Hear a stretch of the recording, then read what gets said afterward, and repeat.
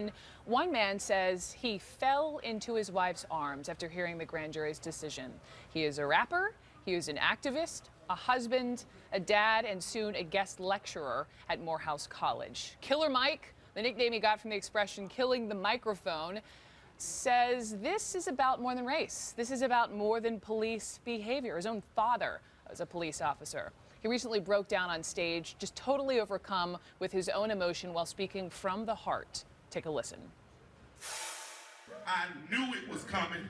I knew when the Eric Holder decided to resign, I knew it wasn't going to be good. But I got to tell him, you got me today. You kicked me on my ass today because I have a 20-year-old son and I have a 12-year-old son, and I'm so afraid for them. I can promise you today, if I die when I walk off this stage tomorrow, I'm going to let you know this. It is not about race. It is not about class. It is not about color. It is about what they killed him for. It is about poverty. It is about greed. And it is about a war machine. It is about a war machine that uses you as a battery.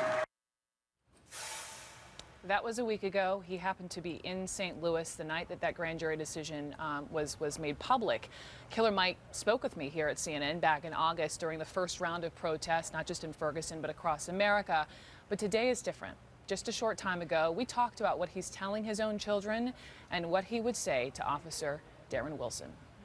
Take me back to, it was Monday night, the grand jury decision was made public. You happened to be at a show in St. Louis. Yeah, we were the only act that didn't cancel. That emotion on stage, can you just tell me everything that was behind that? We watched the verdict come down, and my wife walked to the back and started weeping. She was playing, I think, Sam Cooke, Change Is Gonna Come. I just cried like a baby. I just held her in my arms and I just cried. You know, when your wife, as a man, when your wife looks at you and says to you, I don't know if God loves us. I'd never heard anything that hopeless in a moment since I had read a passage from a Holocaust survivor that questioned the validity or even God existed because of the conditions they were living under. And it just hurt. I couldn't do anything. I was helpless in that moment. I cried like a baby in the back. My rap partner, LP, who's white, came and comforted me. And then he and my wife both said, we think you should say something tonight. Usually we come out to another song. She was like, we should just come out in silence and say something. We will not live in your fear. We will not accept your cages. We're not going to keep playing that race card because we know you don't value my skin, and we know you do value his, but you know what? We're friends and nothing is going to devalue that. We understand. I didn't know what I was going to say, and I got on stage and just told the truth as I saw it. I'm curious if you wish the president had gone to Ferguson. He's the president of the United States, not just 45 million black people. Would I, in my black father heart and my black male heart, do I wish he would have went? Absolutely. Did I expect that from a sitting U.S. president? Absolutely not. He has to be hands-off in the office of presidency in that way.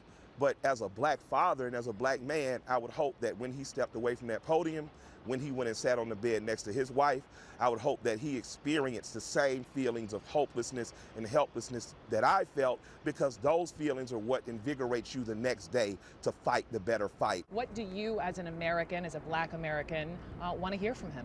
I want to hear from him that there's going to be a change in the police state called America. I mean, we have lost a numerous amount of liberties since the Patriot Act. I'd like to see some of those things repealed. I could stay in the emotion of Ferguson. I could care only about that particular moment, but that keeps it at that particular moment. I said from day one, and I say now, this is a constitutional rights issue. All of our rights are being violated by bad policing when any of our rights are being violated. So my take with the president is actually a little bigger than Ferguson. What are you going to do to reinstate the rights of Americans not to be treated like we have a militia, a martial law militia overseeing us in our daily life? The St. Louis Rams, they yesterday walked out, a couple of the players, hands up. It was 4. The police association is livid. They say that is absolutely uncalled for. Justice was served through the process that was the grand jury. Do you think they should have done that? Was that their place? Let me with say- all the eyeballs on the screen. Let me say, first of all, the police association and the police officers work for the taxpayers, not the other way around. This is a time that you should be silent, because regardless if justice has been served, trust that that justice has been served, and don't worry about the court of public opinion after that. But you must remember, you work for the constituency. We don't work for you. Our tax dollars pay your salary. Your salary is we're here. We're the ones. We're your boss. So if those players wanted to walk out as conscientious objectors to the decision, I support that. I think more athletes and more high-profile athletes should take a greater stake, because if you don't, if you are the most looked at people out of this culture, meaning black male culture and black culture, period, if you are not doing that, then you're being irresponsible and you're letting the people who most support you down. I believe that Jim Brown was right. I believe that all the athletes of the 60s was right. I believe that Muhammad Ali was right. I believe Bill Walton was right. And I believe that we need more athletes doing this today, because at the end of the day, a couple of years' salary for some of these guys could take care of you the rest of your life. So what do you really have to lose besides the court of public opinion? We're going to take a quick break, but I want you to think about that. If Officer Darren Wilson were here right now, I'd want to know what you would say to him. We'll be right back.